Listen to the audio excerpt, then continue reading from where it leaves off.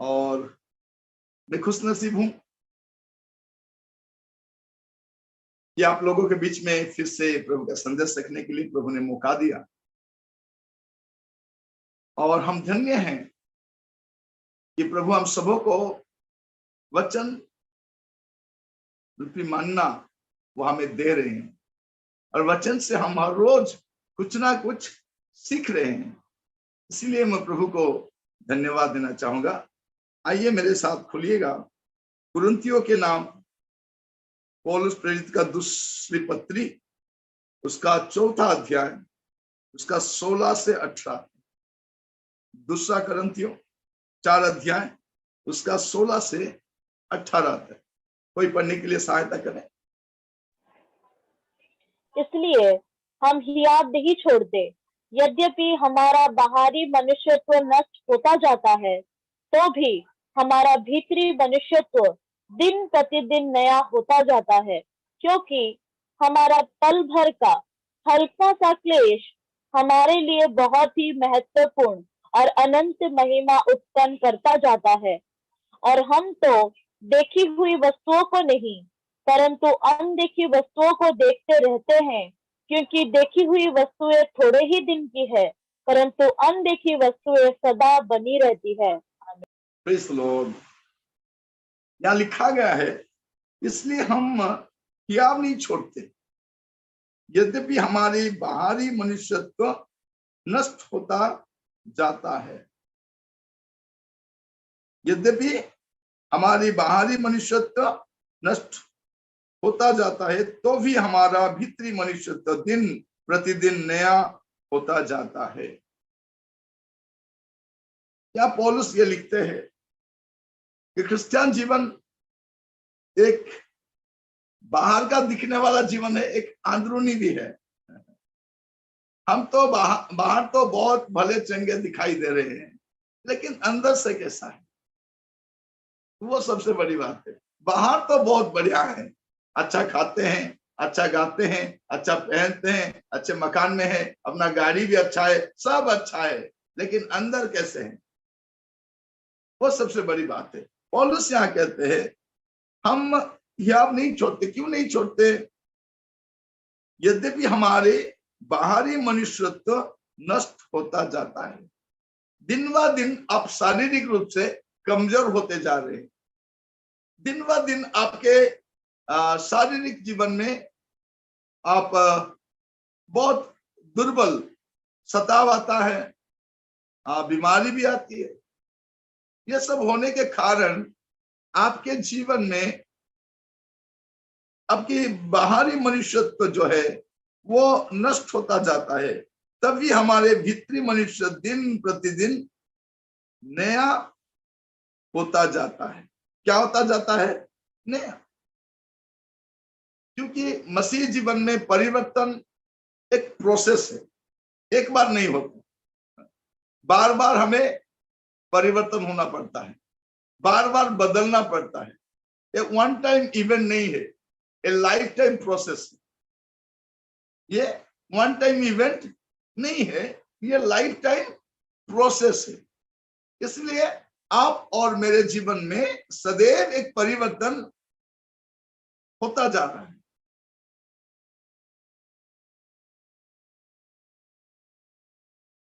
हमेशा एक प्रोसेस चल रहा है।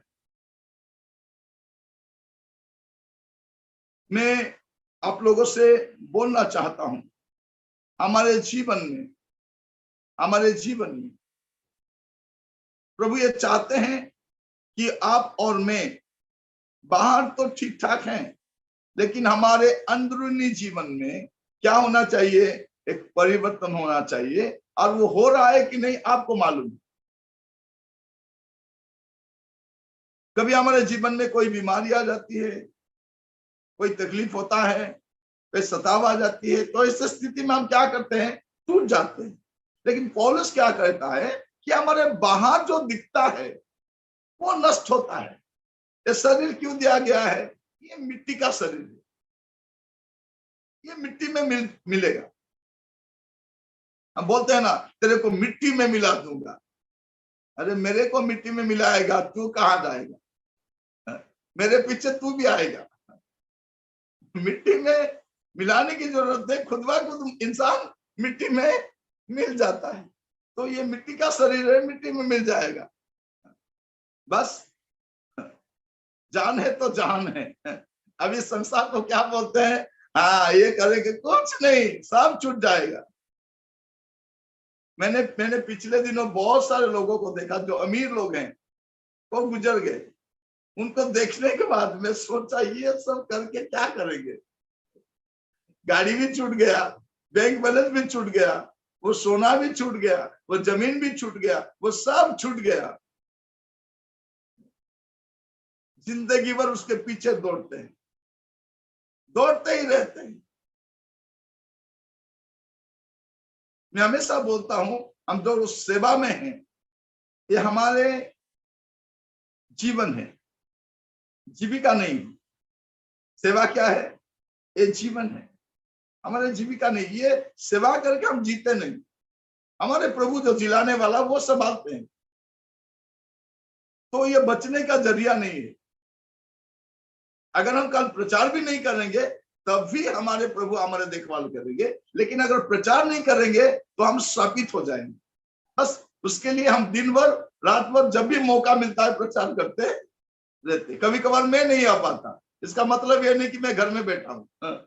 आज प्रभु के दास नहीं आ पाए, इसका मतलब नहीं निरंजन आप आज लीजिए भैया, अब मैं थोड़ा रेस्ट। नहीं नहीं, कोई भी रेस्ट नहीं, ये रेस्ट करने का जगह भी नहीं। जब हम चले जाएंगे तो कब्रिस्तान में लिखा हुआ है रेस्ट इन पीस। बस वहां पहुंचने के बाद थोड़ा समय सो जाएंगे, बाद में अगर प्रभु में है तो उठ करके प्रभु के भवन में जाएंगे, नहीं तो और जिंदगी भर रेस्ट नहीं, जिंदगी भर रेस्ट नहीं है। मरने के बाद और रेस्ट नहीं मिलेगा। तो पौलुस यहाँ क्या कहते हैं कि मेरे बाहर का जो शरीर है वो नाश हो रहा है, वो दुर्बल हो रहा है, उसमें बीमारी आ रही है, लेकिन मेरे अंदरूनी जो इंसान है, मेरे आत्मिक जीवन में मैं आगे बढ़ रहा हूं। ये मैं आप लोगों से बोलना चाहता हूं, आपके अंदरूनी जीवन का हालत क्या है, कैसा है। थोड़ा 17 वचन पढ़िए, प्लस 17। क्योंकि हमारा पल भर का हल्का सा क्लेश हमारे लिए बहुत ही महत्वपूर्ण और अनंत महिमा उत्पन्न करता जाता है। क्योंकि हमारा पल भर का हल्का सा क्लेश, क्लेश को क्या बोलते हैं? पल भर का हल्का सा क्लेश। अंडरलाइन करके कितना अच्छा लिख रहे हैं। देखिए पौलुस का कहना है ये जो, क्योंकि हमारे पल भर का हल्का सा क्लेश हमारे लिए बहुत ही महत्वपूर्ण और अनंत महिमा उत्पन्न करता जाता है। क्या करता है? अनंत महिमा। जब आप जो महिमा में हम जाएंगे वो एक अनंत महिमा है। हमारे प्रभु जो महिमा में वास करने वाला प्रभु है, निवास करने वाला प्रभु, वहां हम जाएंगे, हम भी अनंत काल वहीं रहेंगे। तो ये हल्का सा क्लेश अभी आपके तरफ वो नहीं आया है, वो थोड़ा रुक गया है, मणिपुर में इर्द गिर्द घूम रहा है, आएगा आपके तरफ 2024 में, आपके गांव में आएगा, आपके शहर में आएगा, आपके नौकरी में भी आएगा, आपके घर में भी, आपके दरवाजे के करीब वो आएगा, वो जरूर आएगा। प्रभु यीशु मसीह के आने से पहले वो जरूर आएगा, थोड़ा घूम के जाएगा, थोड़ा हिलाएगा, डराएगा, धमकाएगा, लेकिन आपको क्या मानना है? अरे ये तो मेरे शरीर को मारेंगे लेकिन मेरे आत्मा को तो नहीं मार सकते। प्रभु यीशु मसीह ये बोले हैं, डरो मत, जो तुम्हारे शरीर को मार सकते हैं, काट सकते हैं, जला सकते हैं, लेकिन तुम्हारा कुछ बिगाड़ नहीं सकते, उन्हें डरो मत। क्योंकि ये हल्का सा क्लेश, कैसा क्लेश? हल्का सा क्लेश। हालेलुया। हल्का सा क्लेश, हल्का सा क्लेश हमारे लिए अत्यंत महिमा उत्पन्न करता है। एक तैयारी शुरू कर लेना चाहिए, क्रिसमस के लिए नहीं, सताव के लिए खुद को तैयार करना। हमारे देश में अच्छे भले पत्रकार थे, उन्हें उठा करके एक साथ कहां डाल दिए, उनके नाम पे एक एक केस डाल दिए, वो भी मामूली केस नहीं है कि नहीं? डरा हुआ इंसान क्या करेगा? वो डराने की कोशिश करे, उतना ही करेगा।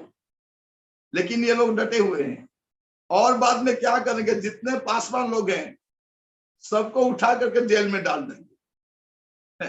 जो कम्युनिस्ट कंट्री में होता है वैसे हो जाएगा, सब अंदर, तब आप लोग पास्टर बन जाएंगे, ठीक है? जब लोग हम अंदर चले जाएंगे तो क्या करेंगे? पास्टर बिनो भी अंदर चले जाएंगे, मैं भी जाऊंगा, बाकी सब जाएंगे, कहाँ कहाँ डालेंगे पता नहीं। अगर प्रभु ने चाहा तो ऐसा कभी हो सकता है, इसका भी उम्मीद करना चाहिए, लेकिन उसका भी उम्मीद करना चाहिए। उम्मीद में तो सब कायम है ना, उम्मीद में रहना है हमें, कभी भी वो मौका भी हमें मिल सकता है।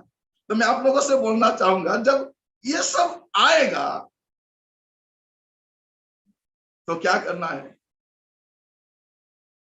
क्योंकि ये बहुत अच्छा, क्योंकि हमारे पल भर का हल्का सा क्लेश, कैसा क्लेश? पल भर का हल्का सा क्लेश, ये ज्यादा भी नहीं, हल्का सा क्लेश। मैं प्रभु के नाम के धन्यवाद देना चाहूंगा। प्रभु ने हम सबों को एक अच्छा मौका दिए हैं ताकि हम यहाँ बैठे हुए अपने जीवन को देखें। आज सब ठीक है, हाँ, सब चंगासी है कि नहीं? सब अच्छा है। तो यीशु अच्छा है, यीशु अच्छा है, यीशु मेरे लिए अच्छा है, आपके लिए अच्छा है। यस, गॉड इज गुड, यीशु लवर। अरे बाप रे बाप, बहुत अच्छे से गाते हैं। बहुत अच्छा है। लेकिन जब आपके जीवन में सताव आ जाएगा, तब ये हल्का सा क्लेश के लिए आपको घबराने की जरूरत नहीं है। बस 18 थोड़ा पढ़िए।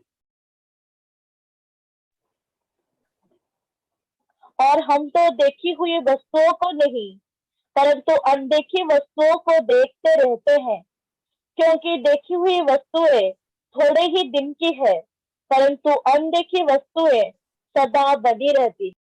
हमारे आंखें किस किस चीज पर है? देखी हुई वस्तु पर नहीं है, जो अनदेखी है, जो हमारे आंख में नहीं देख पा रहे हैं, उन चीजों को हम देख रहे हैं अपने विश्वास के चक्कर में।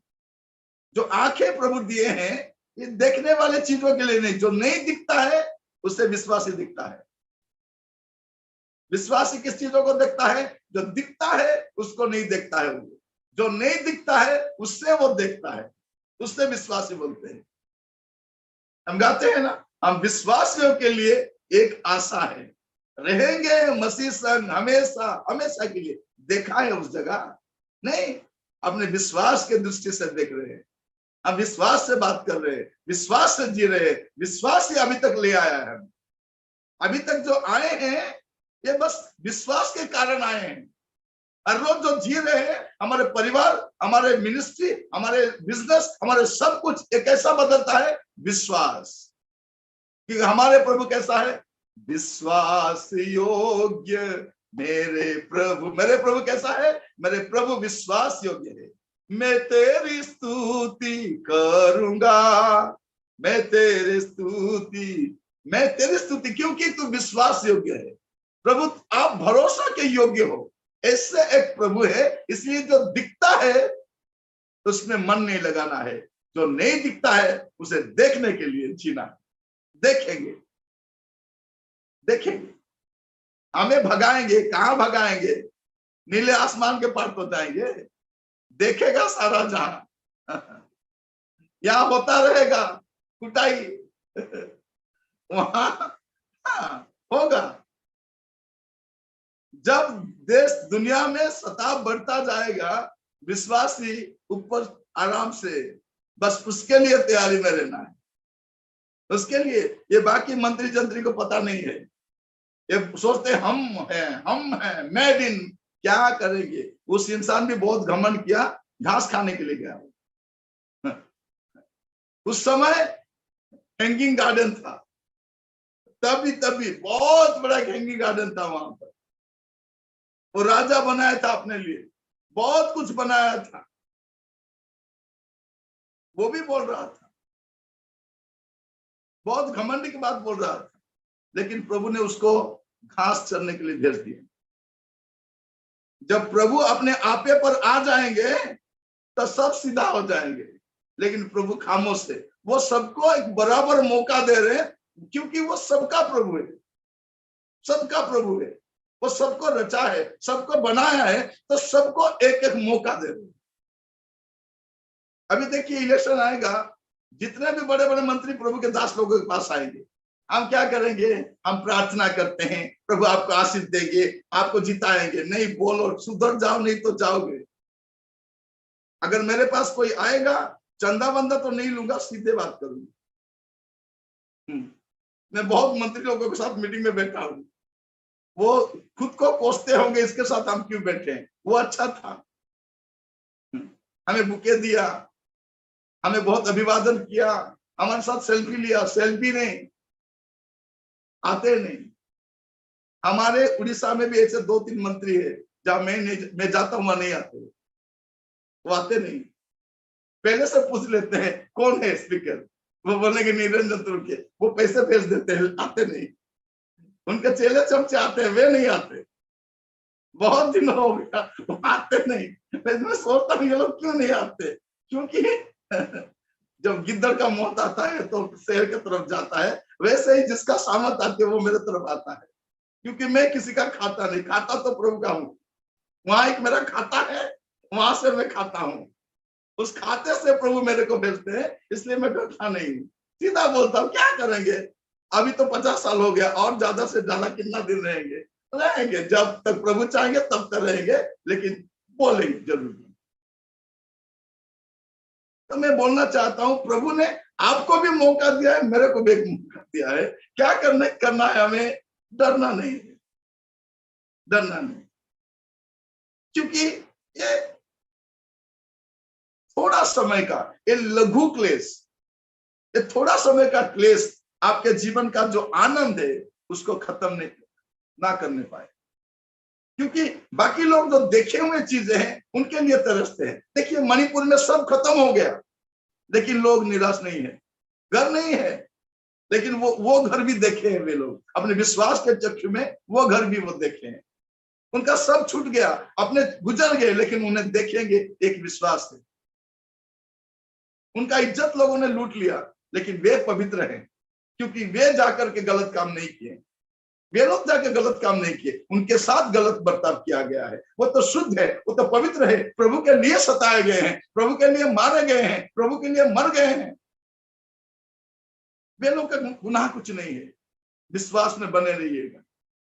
पौलुस क्या क्या बोलते हैं, या सबसे बड़ी बात वो बोलते हैं कि क्योंकि हमारे पल भर का क्लेश, अंडरलाइन करके रखिए, आने वाले समय में जो क्लेश आएगा वो पल भर का है, चंद दिनों का मेहमान है वो। लेकिन वो उसमें जब हम विजयी बन जाएंगे, प्रभु के भवन में हमेशा बने रहेंगे, बने रहेंगे।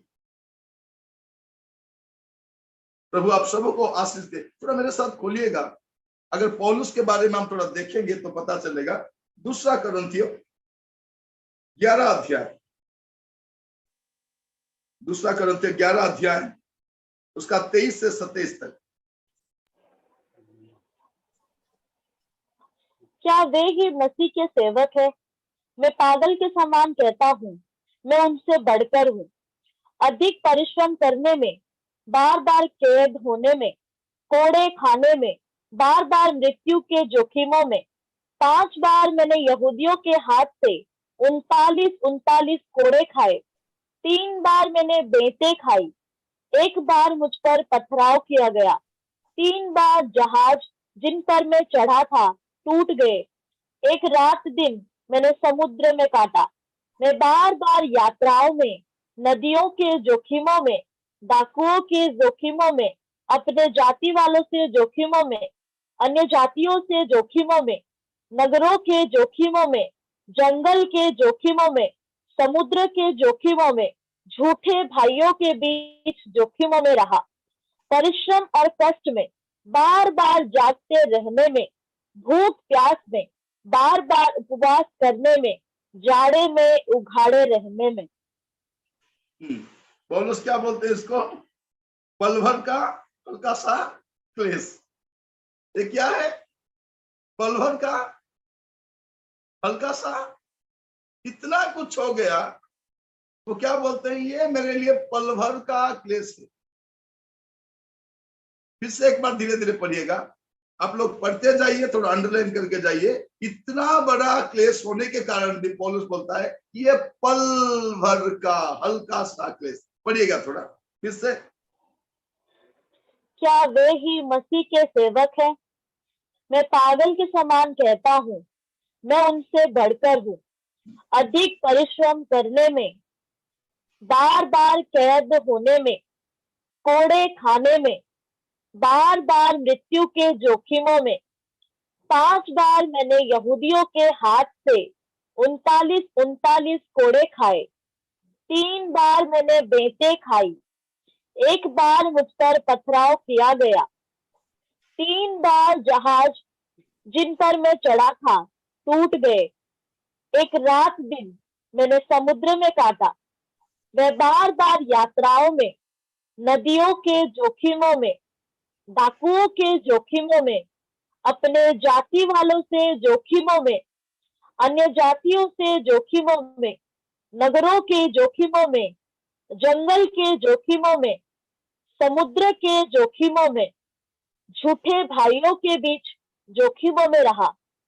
परिश्रम और कष्ट में, बार बार जागते रहने में, भूख प्यास में, बार बार उपवास करने में, जाड़े में उघाड़े रहने में। देखिए पौलुस एक अकाउंट दे रहे हैं, मैंने क्या क्या खाया है।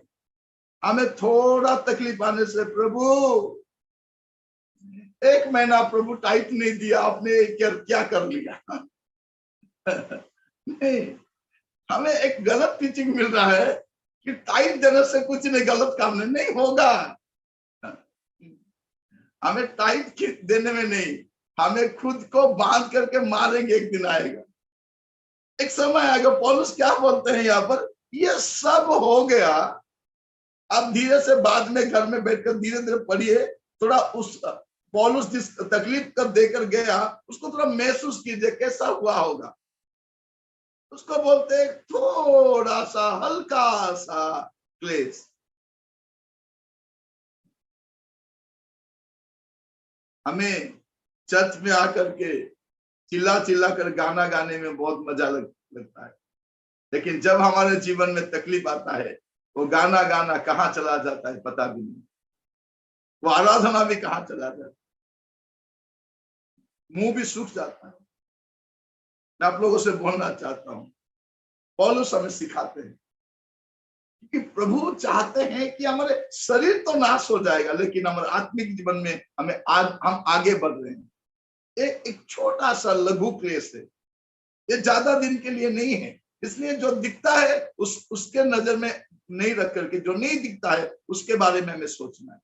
पौलुस ये सब बोल रहे। और थोड़ा देखिए 1 कुरिन्थियों उसका 4 अध्याय 11 से 13 तक। 1 कुरिन्थियों 4 अध्याय 11 से 13 तक।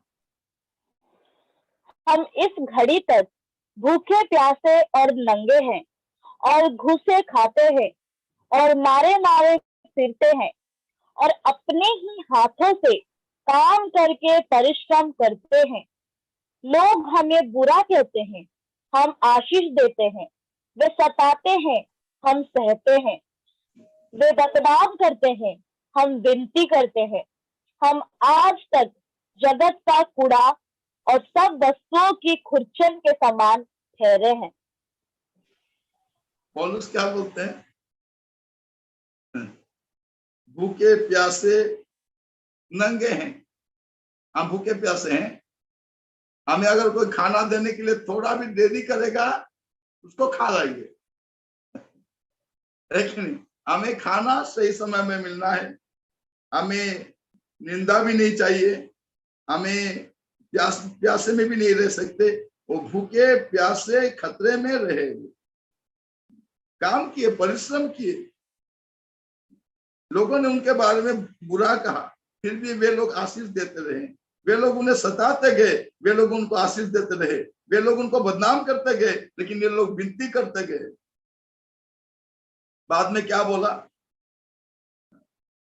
पौलुस? क्या है? जगत का कूड़ा।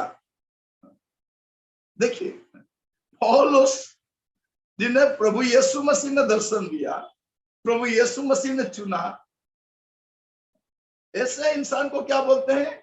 जगत का कूड़ा, जगत का कचरा। वो भी सुन लिया, क्योंकि वो जानता है जो दिखता है उसके लिए मैं परिश्रम नहीं करता, जो नहीं दिखता है उसके लिए, उसके बारे में मैं आप लोगों से बोलना चाहता हूं। आगे भी आपको ऐसे ही आगे बढ़ते रहना है। आपके जीवन में कैसे भी स्थिति क्यों ना आए, आपको घबराने की जरूरत नहीं है, घबराने की जरूरत नहीं है, आपको डरने की जरूरत नहीं। ये तो आता रहेगा, जाता रहेगा, इसके बारे में आपको सोचने की जरूरत नहीं है। तो आप सबों को सहायता करें। लोग आपको घृणा करेंगे, आपके खिलाफ आएंगे, आपको सताएंगे, ये तो होता रहता है। जब हमने यीशु के नाम अपने जीवन दे दिए, उस दिन हमने ये भी जान लिया कि एक दिन ऐसा भी होगा। हम क्या सोचते हैं? सोचते थे ये डेमोक्रेटिक कंट्री है, यहाँ बोलने की आजादी है। हाँ, लेकिन अभी क्या हुआ? ना बोलने की आजादी है, वो डेमोक्रेटिक शब्द भी हटा रहे हैं। चौथा फेल होकर के इतना पावर है, अगर चौथा पास हो जाते तो क्या करते पता नहीं। मैं आप लोगों से बोलना चाहता हूं, इतना सब हो रहा है और आने वाले दिनों में और क्या क्या होगा किसी को भी मालूम नहीं है, लेकिन बहुत कुछ होने वाला है। देश में बहुत कुछ होने वाला है। बस आपको दुआ करना है, घुटने में आना है। प्रभु, आप जिन्हें चाहते हैं आने वाले समय में, उन्हें आने दीजिए। अगर याद रखिए, अगर आने वाले दिनों में खराब परिस्थिति आ गया, मतलब आपके सेवकाई खत्म हो गया। बस जाने की तैयारी करना, जाने की तैयारी करना है, रहने की तैयारी नहीं। देखिए, आप लोग कहाँ कहाँ पर, देखिए एक जन चंडीगढ़ में है, कोई बोरीगुमा में है, कोई बेंगलोर में है, अभी मैं कटक में हूँ, बिनू भाई और कहीं पर है, और बाकी सब लोग कहाँ छुपे पता नहीं, उनका दिखता भी नहीं है। हम वो सब भी है कि नहीं? सब किसी ना किसी जगह पर है, हर एक जगह पर सब लोग हैं, लेकिन एक साथ बैठे हैं, वचन सुनते हैं, वचन को मनन करते हैं। ये मौका कैसे आया पता नहीं। करीब करीब 10 साल पहले, 8-10 साल पहले, ऐसे 8 साल होगा शायद पहले, एक मीटिंग हुआ था। मेरे को बुलाए थे वहां जाने के लिए।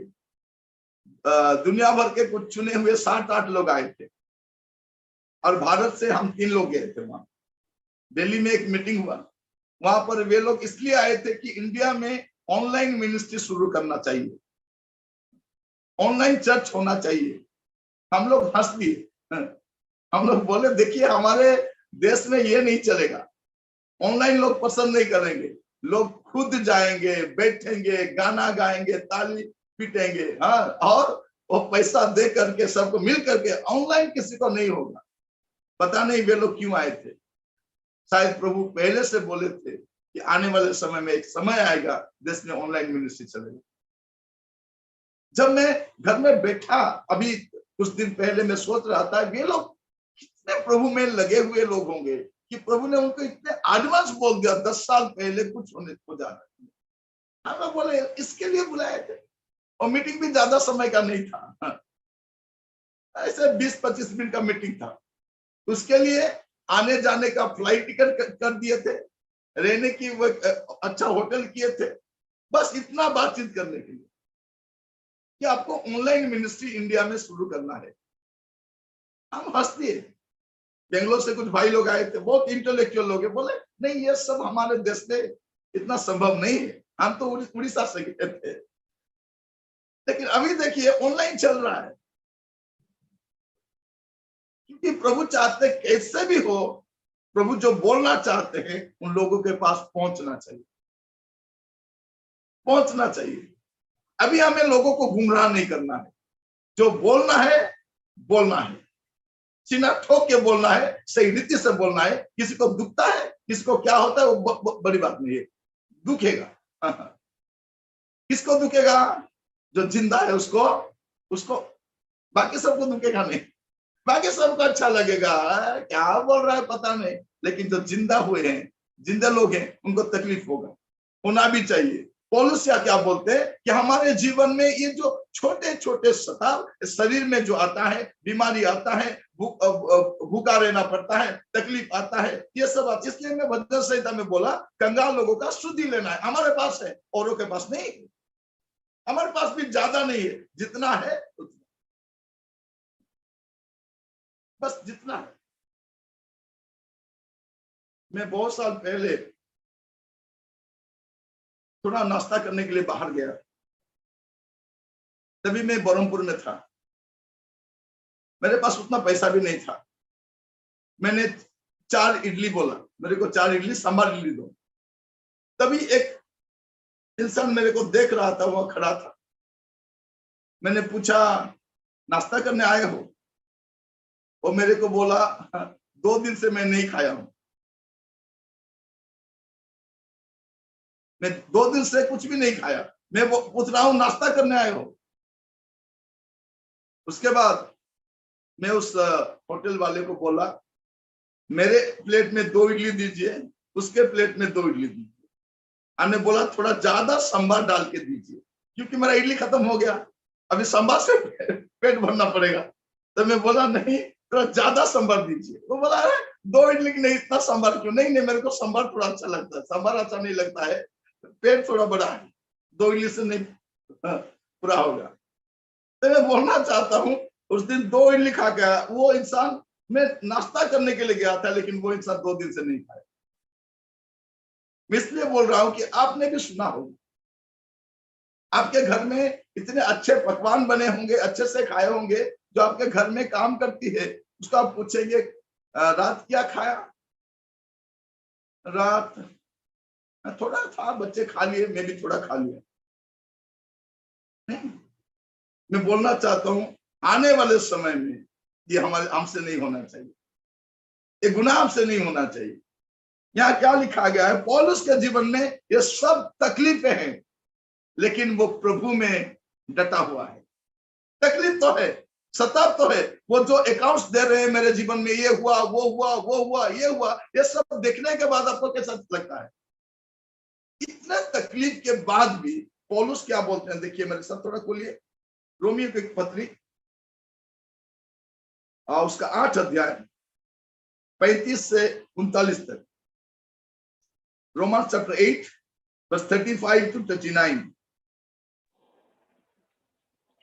कौन हमको मसीह के प्रेम से अलग करेगा? क्लेश या संकट या उपद्रव या अकाल या नंगाई या जोखिम या तलवार? जैसा लिखा है, तेरे लिए हम दिन भर घात किए जाते हैं, हम वध होने वाली भेड़ों के समान गिने गए हैं।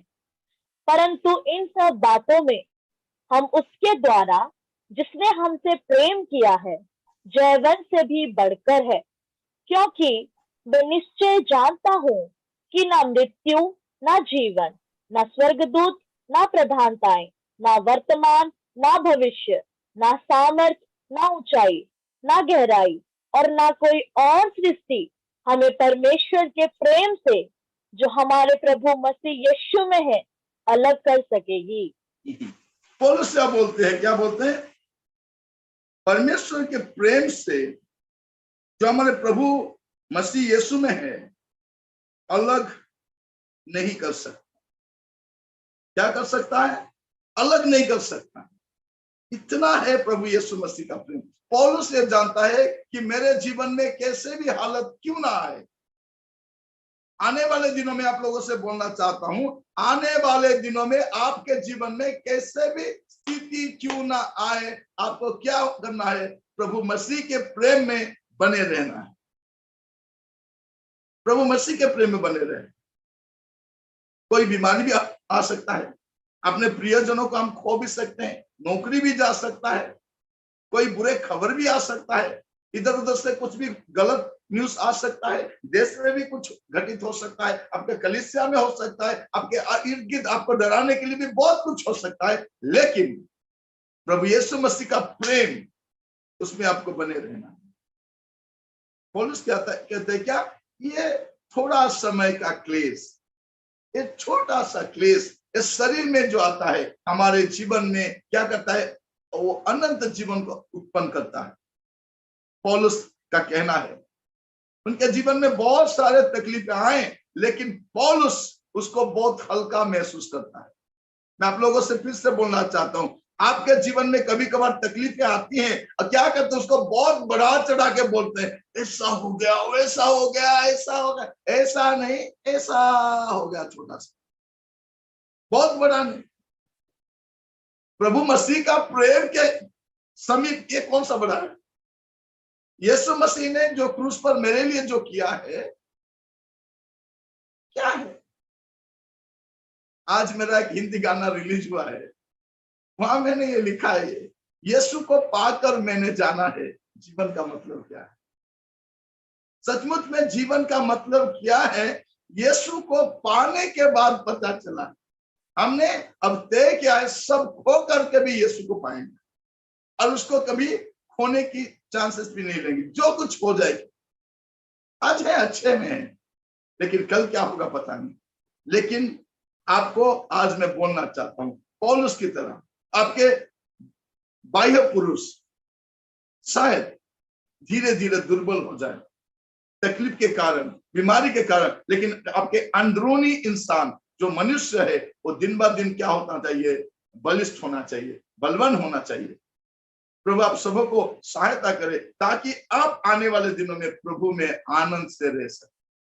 आइए प्रार्थना में जाएंगे। हालेलुया, धन्यवाद राजा, thank you lord, hallelujah hallelujah. प्रभु जी हम आपको धन्यवाद देते हैं। प्रभु आप महान परमेश्वर हो, आप सामर्थी परमेश्वर हो। प्रभु आप हमें सिखाते हो प्रभु कि आने वाले दिनों में हमें कैसे होना चाहिए, किस रीति से जीना चाहिए। हम सब फिर से एक बार प्रभु आपके समीप आते हैं। हमें इतना मजबूत कीजिए प्रभु, ताकि किसी भी हालत में हम आपके साथ लगे रहें, बने रहें। जो दिखता है प्रभु उसके लिए चिंतित नहीं होकर के, जो नहीं दिखता है उसके लिए प्रभु हम जिए से सहायता कीजिए। कैसे भी हालत क्यों ना आए प्रभु, आज जितने लोग भी हमारे साथ जुड़े हुए हैं उन सबों के लिए मैं प्रार्थना करता हूं प्रभु, आपके दास होने के नाते में प्रार्थना करता हूं। आज से प्रभु आने वाले समय में कैसे भी स्थिति क्यों ना आए, आप में बने रहने के लिए सहायता कीजिए। जो मसीह यीशु का प्रेम क्रूस पर आपने दिखाया है प्रभु, उसके समीप हमारे तकलीफ, हमारे बीमारी, हमारे खिलाफ जो होता है वो कुछ भी नहीं प्रभु। मैं प्रार्थना करता हूं आने वाले दिनों में प्रभु हमारे जितने भाई बहन आज सुन रहे हैं और आने वाले समय में भी सुनेंगे, उन सबों के लिए मैं प्रार्थना करता हूं, सहायता कीजिए प्रभु। किसी भी हालत में पीछे नहीं हटेंगे, छोड़ेंगे नहीं प्रभु, आपको आपके साथ बने रहेंगे, डटे रहेंगे अनंत काल के लिए। सहायता कीजिए। प्रार्थना सुना इसलिए धन्यवाद देते हुए यीशु नासरी के नाम से मांगता हूं प्रभु, सुन और कबूल करना, आमीन। इस घड़ी पिता परमेश्वर का प्रेम, प्रभु यीशु मसीह का अनुग्रह और पवित्र आत्मा परमेश्वर का सहभागिता हम सबों के साथ हर एक स्थिति में बने रहे, आमीन आमीन। प्रभु आप सबों को आशीष दे। जय मसीह।